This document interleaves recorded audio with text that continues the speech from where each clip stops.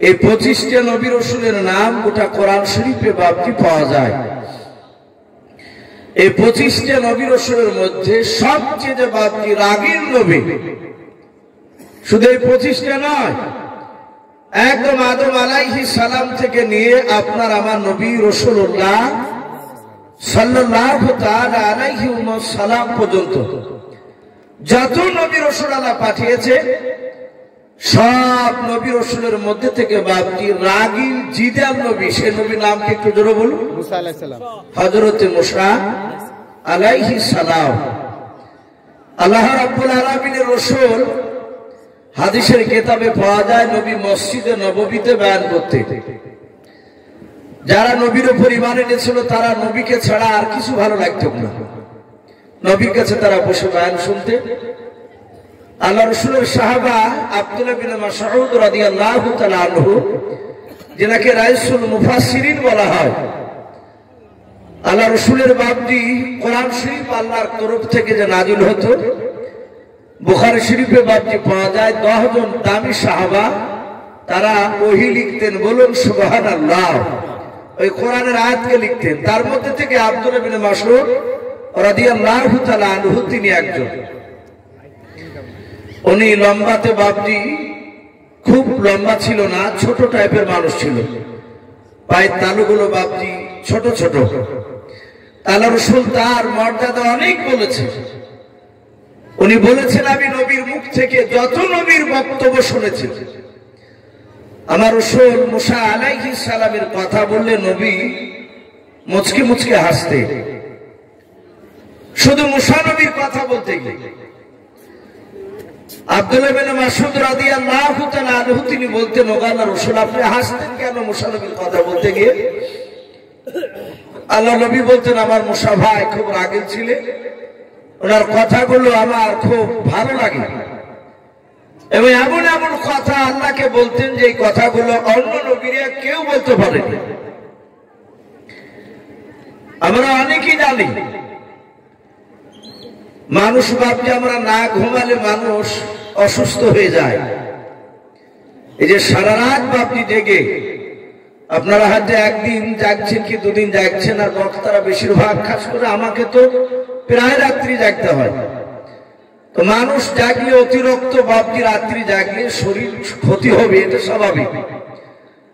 তো মুসা আলাইহিস সালাম তিনি তুর পাহাড়ে কথা বলতেন, আমরা জানি।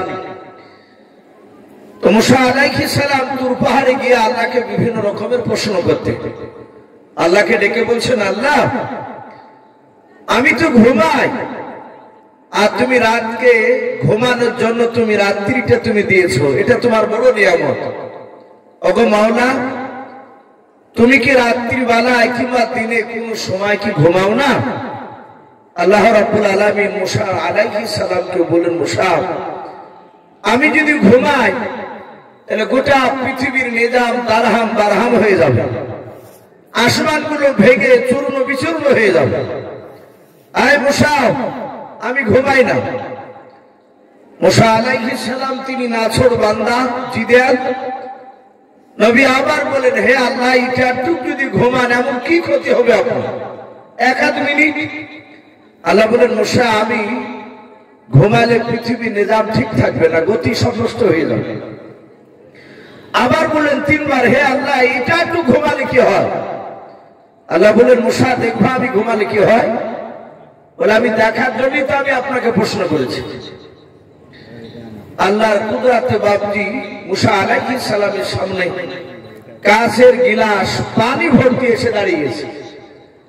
আল্লাহর শুধু মুখ দিয়ে কোন এতটুকু কথা হয়ে যান, আল্লাহর মুখ দিয়ে বাড়ি করতে যতটা দেরি হাজির হতো ততটা দেরি হয় না। বলুন আলহামদুলিল্লাহ। মুসা আলাইহিস সালাম তুর পাহাড়ে দাঁড়িয়ে সামনে দেখছেন কাঁচের গিলাস ভাসমান অবস্থায়। আল্লাহর নবী মুসা ডাক দিয়ে বলেন, ও আল্লাহ, এ তো কাঁচের গিলাস আমার সামনে দাঁড়িয়ে আছে। আমার আল্লাহ বলেন, মুসা তুমি কাঁচের গিলাসটা তুমি ধরে নাও, আল্লাহর নবী মুসা কালিমুল্লাহ আলাইহিস সালাম ডান হাত দিয়ে কাচের গিলাসটা ধরে নিলেন। আমার আল্লাহ সঙ্গে সঙ্গে ঘুমকে ডাক দিয়ে বললেন, ঘুম তুই আমার মুসাকে আঁকড়িয়ে ধর। আল্লাহ বললেন, মুসা তুমি কাচের গিলাস ধরো। আর ওই সময় আল্লাহ ঘুমকে ডেকে বলেন, ঘুম তুই আমার মুসা নবীকে ধর।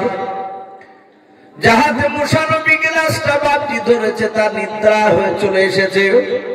তার বাপটি ঘুম যখন চলে এসেছে, মুসা নবী পয়গম্বর আলাইহিস সালামের চোখটা বাপটি বন্ধ হয়েছে। আর হাত থেকে কাচের গিলাস বাপটি পানি খচাক করে পড়ে গিয়েছে। মুসা নবীর ঘুম ভেঙে গেল। আল্লাহ ডেকে বলেন, মুসা আমি তোমাকে যে গিলাস দিয়েছিলাম, গিলাসটা কই? তোমার হাতে তো দেখতে পাইলাম। মুসা নবী বলেন, আল্লাহ বেয়াদবি হলে মাফ করে দিবেন মাওলা। আমি গিলাসটা ধরেছিলাম আর আমার ঘুম চলে এসেছিল মাওলা। কখন পড়ে গেছে আমি জানিলাম। গিলাসটা পাহাড় তুর পাহাড়ে চূর্ণ বিচূর্ণ হয়ে গিয়েছে। আল্লাহ বলেন, মুসা এ সামান্য 1 সেকেন্ড ঘুম দিয়েছিলাম, এটি তোমার ধরার গিলাস হাত থেকে পড়ে গিয়েছে। মুসা তুমি ঘুমালে যেমন কাজ ভেঙে গিয়েছে, আমি আল্লাহ ঘুমালে এইভাবে কাজ ভাঙা করে গোটা পৃথিবী ভেঙে যাবে। আল্লাহর নবী মুসা বলেন, আল্লাহ আমার ভুল হয়েছে, আমি বুঝতে পেরেছি, কেন তুমি ঘুমাও না? বাপজি মুসা আলাইহিস সালামের কিছু কথা আপনাদের সামনে বাপজি আলোচনা করব। আমরা বিরক্ত হব না ইনশাআল্লাহ। নবীদের কথা, সাহাবাদের কথা মহব্বতে শুনলে আল্লাহ রাব্বুল আলামিন নিশ্চয়ই বাপজি আমাদের আমলনামে নেকি লিখবেন। বলুন আল্লাহুম্মা আমিন। মহব্বত থাকলে বাপজি নেকি পাওয়া যায়। আমার পরে আরেকজন বক্তা রয়েছেন, তিনিও নির্ধারিত টাইমে বাপজি এসে হাজির হবে। আমরা সকলেই জানি যে মুসা আলাইহিস সালামকে মহান রব্বুল আলামিন এমন টাইমে পাঠিয়েছে, মাশাআল্লাহ। একজন ভাই, কি নাম ভাই? জামাল শেখ। ওনার আব্বাজান মারা গিয়েছেন, 500 টাকা দিয়েছে। আল্লাহ রাব্বুল আলামিন এই গভীর রাত্রি বেলায়, ওগো আল্লাহ তোমার কাছে দোয়া করি, তার আব্বার কবর আযাবকে তুমি মাফ করে দাও। বলুন আল্লাহুম্মা আমিন। হিসাবউদ্দিন আলীনগর থেকে 1000 টাকার দাতা, বলুন মারহাবা। আল্লাহ তার 1000 টাকা দানকে আল্লাহ কবুল করুন, তার আত্মীয় স্বজনের কবর আযাবকে মাফ করুন। বলুন আল্লাহুম্মা আমিন।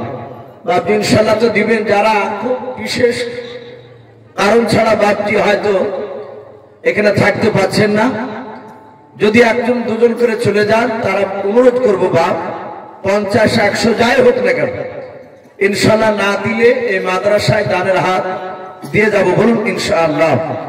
তো ভাই যাই হোক, যারা আসবেন তারা দেরে করে একটু লিখাবে, আর শেষের বেলা ইনশাআল্লাহ দেওয়া হবে। তো মুসা আলাইহিস সালাম, আল্লাহ বলছেন আমি এক একটা নবীকে এক এক রকমের মেজাজ দিয়ে পাঠিয়েছি। আমরা জানি যে আপনার আমার নবী মুহাম্মদ রাসূলুল্লাহ সাল্লাল্লাহু তাআলা আলাইহি ওয়াসাল্লাম যখন এসেছিলেন, নবী এত নরম ছিলেন মেজাজে, আমার বিশ্ব নবীকে বেঈমানেরা মেরেছে। নবীজি তার হাতখানা ধরে বলেছেন, ভাই তোমার হাতে বুঝি ব্যথা হয়েছে? তোমার হাতে লাগলো? নবীজি তার হাতে চুমা দিয়েছে। আর আল্লাহ রাব্বুল আলামিন এই মুসা নবী আলাইহিস সালাম কানা এমন টাইমে পাঠিয়েছিলেন, সেই সময় একটা বিখ্যাত বেঈমান কাফের নেতা ছিল, বাদশা ছিল, আমরা যার নাম কোরআন শরীফে বাপজি পাই ফেরাউন। ওকে ভাড়া বলে ডাকতো। এই ফেরাউন ছিল বাপজি একটা কিপ্তিয়া বংশের সন্তান। ওই জামানায় 2টো বংশ বেশি নাম করা ছিল, একটা ফেরাউন আর দ্বিতীয় আর একটা বংশ ছিল, সে বংশটার নাম বানি ইসরাইল। কোরআন শরীফে বাপজি 15 পারা একটা সূরা আছে, বানি ইসরাইল বলে আল্লাহ রাব্বুল আলামিন সূরা পাঠিয়েছেন।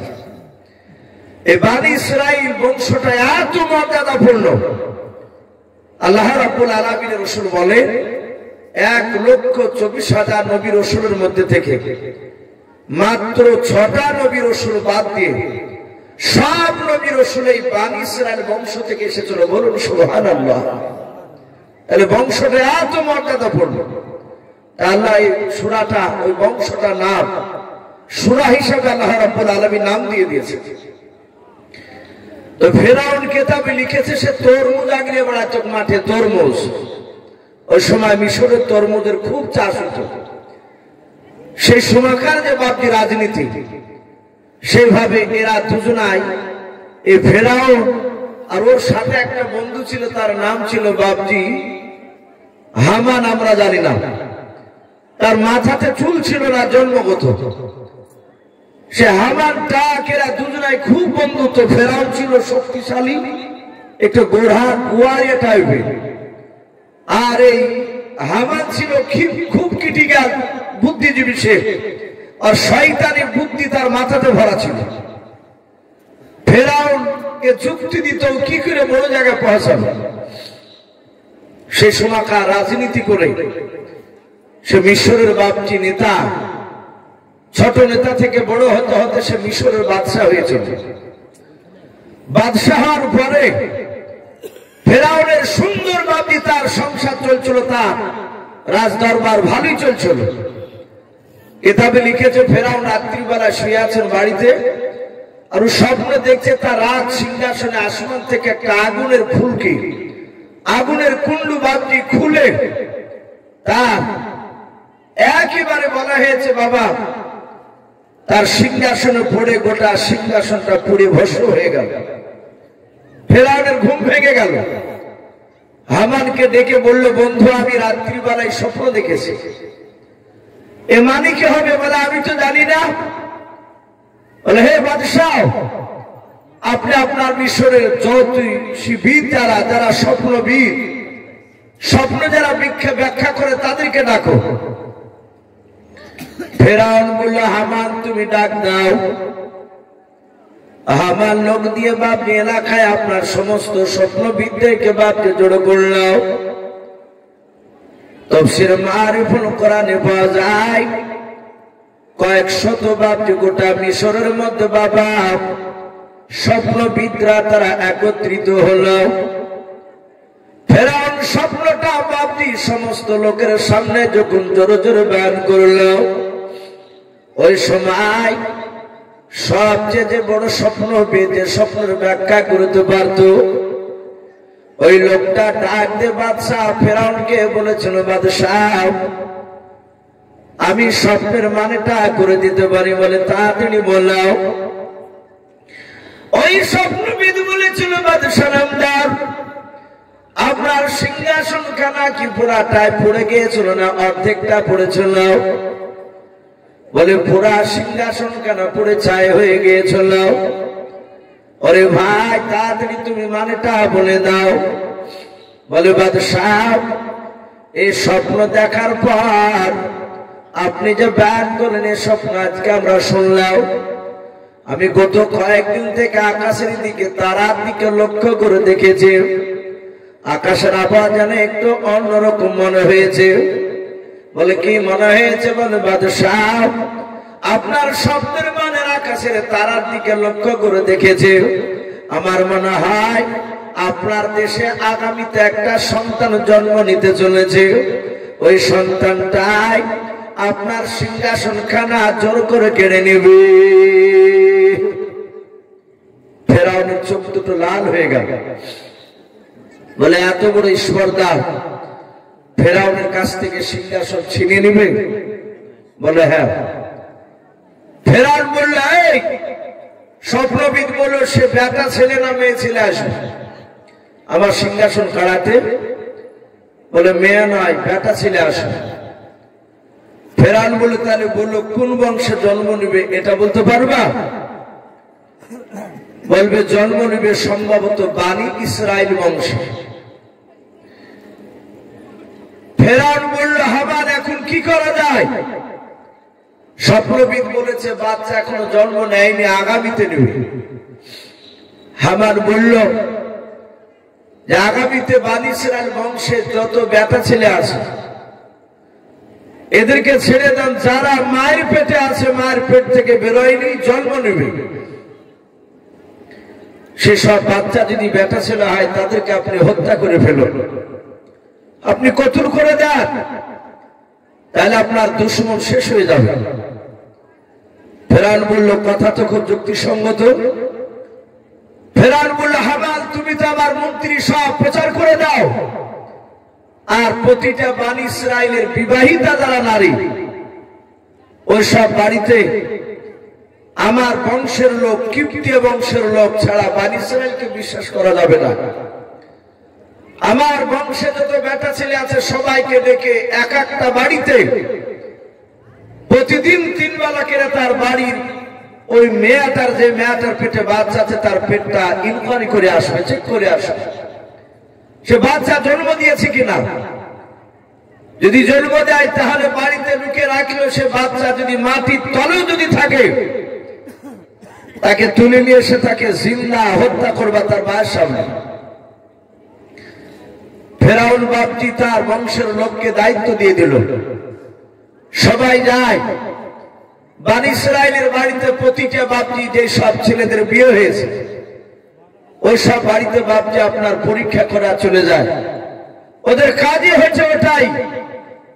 ফেরাউনের বাপজি কয়েকটা দল বাপজি সেভাবে কাজে নিযুক্ত করে রেখেছিল। কিতাবে লিখেছে তারা 2 বছর বাপজি বাচ্চা হত্যা করলো। এই 2 বছরে বাপজি বেশ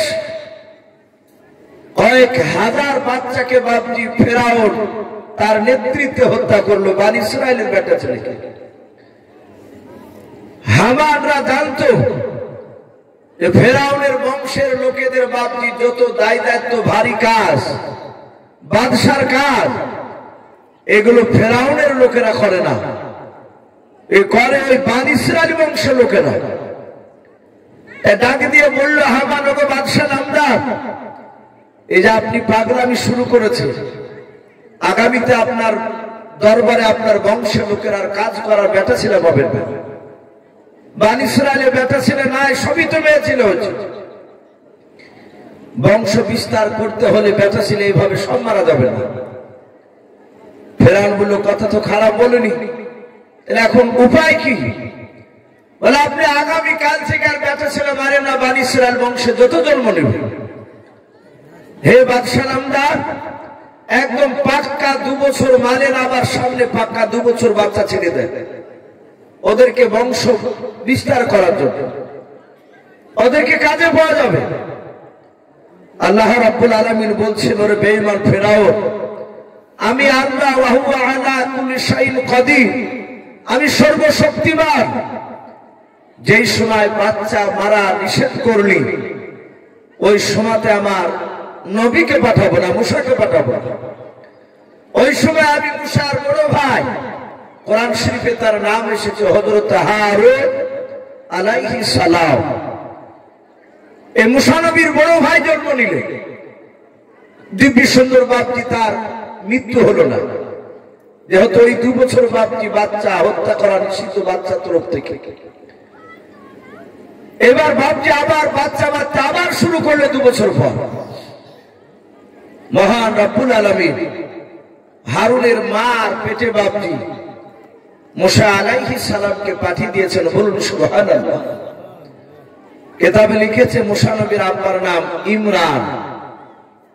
আমরা জানি হযরতে মরিয়ম আলাইহাস সালাম, ওরও বাপজি আব্বার নাম ছিল ইমরান। মুসা নবী আলাইহিস সালামের আব্বার নাম, ওনার আব্বার নামও বাপজি ইমরান। এই ইমরানের স্ত্রী পেটে মুসা নবী বাপজি আছে।